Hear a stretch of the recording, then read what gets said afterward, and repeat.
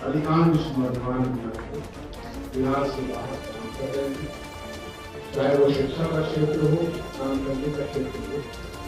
कोई ऐसा जगह नहीं है जहाँ से 1-2 लाख से कम लोग बाहर काम नहीं कर। ये समस्या विकराल रूप ले रही है। बात इसलिए कह रहा हूँ कि आपको मालूम हो कि महात्मा ज्योतिबा फुले और माता सावित्रीबाई फुले की जीवनी एक फिल्म बनी जिसको सेंसर बोर्ड ने जो है वो प्रतिबंधित कर दिया। तमाम प्रोपेगेंडा फिल्में बनती अलग अलग फाइल, पता नहीं कौन कौन सा फाइल निकल रहा है, लेकिन जो हमारा शोषण के खिलाफ संघर्ष का इतिहास उसको नहीं दिखाने दिया जाए, ताकि हम चुपचाप बर्दाश्त करते रहे पलायन को, गरीबी को, बेकारी को, आसमान छूती महंगाई को, अव्यवस्था को, और इसके खिलाफ कोई आवाज नहीं दी। इस यात्रा से हमने राहुल गांधी से प्रेरणा ली।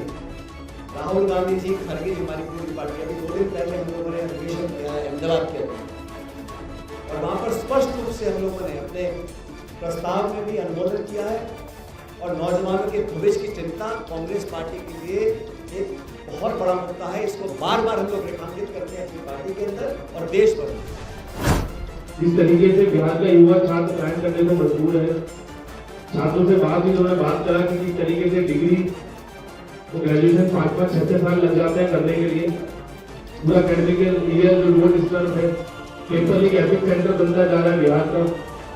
तो छात्रों की जो हालत आप देख सकते हैं, किस तरीके से छात्र पलायन करने को मजबूर है।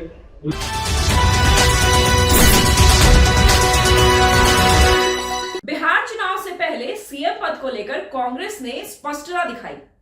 पलायन रोको नौकरी दो पदयात्रा के पहले चरण का समापन हो गया।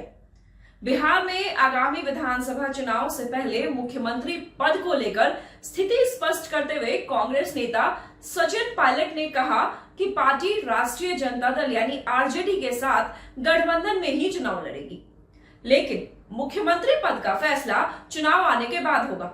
बहुमत के आधार पर यह फैसला लिया जाएगा। शुक्रवार 11 अप्रैल 2025 को पटना में एक प्रेस कॉन्फ्रेंस के दौरान उन्होंने यह बयान दिया।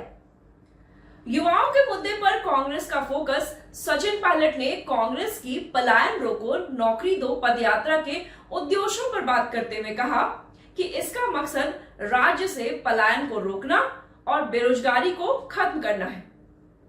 उन्होंने कहा, बिहार के युवाओं को नौकरी के नाम पर लाठी मिलती है, मजबूरी में पलायन करना पड़ता है। नीतीश कुमार लंबे समय से इस सूबे के मुख्यमंत्री हैं, लेकिन युवाओं के लिए कोई ठोस काम नहीं किया। पायलट ने केंद्र सरकार पर भी निशाना साधा और कहा कि नीतीश कुमार मोदी सरकार के समर्थन से राज्य चला रहे हैं। कम से कम इसके बदले 10-20 लाख नौकरियां ही मांग लेते। शिक्षा और रोजगार व्यवस्था पर सवाल उठाते हुए उन्होंने बिहार की बिगड़ती शिक्षा व्यवस्था का भी मुद्दा उठाया। उन्होंने कहा कि आए दिन परीक्षाओं के पेपर लीक होते हैं। सरकार युवाओं की समस्याओं को लेकर गंभीर नहीं है। बिहार के लाखों युवा अपनी संभावनाएं खत्म होता देख दूसरे राज्यों की ओर पलायन कर रहे हैं।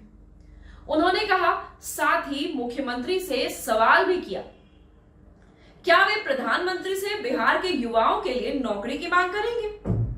पद यात्रा के पहले चरण का समापन इस प्रेस कॉन्फ्रेंस के साथ हुआ। कांग्रेस नेता कन्हैया कुमार, बिहार कांग्रेस अध्यक्ष राजेश राम, सुप्रिया श्रीनेत और अन्य वरिष्ठ नेता इसमें मौजूद रहे। राजेश राम ने कहा कि पलायन रोको नौकरी दो पदयात्रा का 26वां और आखिरी दिन है। इसका पहला चरण समाप्त हो रहा है। उन्होंने यह भी बताया कि पदयात्रा को जनता से बेहतरीन समर्थन मिला है। बीजेपी पर कांग्रेस का काफी हमला रहा। विधानमंडल दल के नेता शकील खान ने डबल इंजन की सरकार को घेरते हुए कहा कि केंद्र और राज्य दोनों जगह बीजेपी की सरकार है, इसे होते हुए भी बिहार में पलायन और बेरोजगारी चरम पर है। उन्होंने कहा कि इस स्थिति के लिए बीजेपी जिम्मेदार है। युवाओं के अधिकार के लिए संघर्ष कन्हैया कुमार कर रहे हैं। उन्होंने कहा कि अब पलायन और बेरोजगारी को बर्दाश्त नहीं किया जाएगा। हम शोषित और वंचितों की आवाज को उठाने आए हैं। पदयात्रा के दौरान हर जिले में युवाओं से समर्थन मिला है और हम उनके अधिकारों की लड़ाई पूरी ताकत से लड़ेंगे। कुल मिलाकर कांग्रेस ने यह साफ किया है कि वह गठबंधन के साथ चुनाव में उतरेगी, लेकिन नेतृत्व का फैसला चुनावी परिणामों के बाद ही होगा। वहीं पलायन रोको नौकरी दो पदयात्रा के जरिए युवाओं के मुद्दे को केंद्र में लाने की कोशिश की जा रही है। सचिन पायलट के इस बयान के बाद अब सियासी हलचल तेज हो जाएगी। आरजेडी की क्या प्रतिक्रिया आती है, तेजस्वी यादव क्या कुछ कहते हैं, महागठबंधन के अन्य नेता इस बारे में क्या कुछ कहते हैं, ये तो देखना दिलचस्प होगा। ऐसे ही वीडियोस के लिए देखते रहें द मेट्रो 24। नमस्कार।